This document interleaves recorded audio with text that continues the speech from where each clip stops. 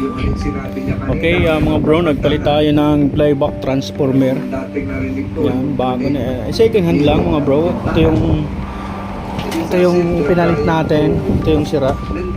Kasi shorted siya. Pag tinitester ko dito sa main filter capacitor na to, shorted. Tingnan natin kung may babalik natin mga bro. Our team compiled on yung developments na nangyari sa Pogo Hub sa Pampanga. At nag-consult kami sa magkano yung ginagastos per year sa pagtatayo nitong Pogo Hub. So nag-umpisa yan 20...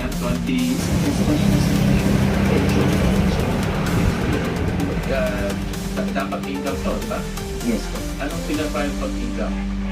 Income tax return po. Natignan nyo na ba ito? Subject po sa investigation namin po.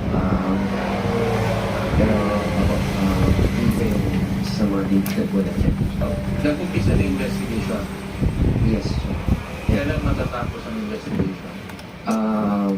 May mga initial na file na po kami. Pero The first one kasi is only on the alleged transfer. Diba? yes. Opo. Capital gains and documentary stamps yata ang Yes. if I remember correctly. But on income, Well, we are delving deeper po. Kasi po, mukhang malalim pa po yung kailan yung makita po. Pero after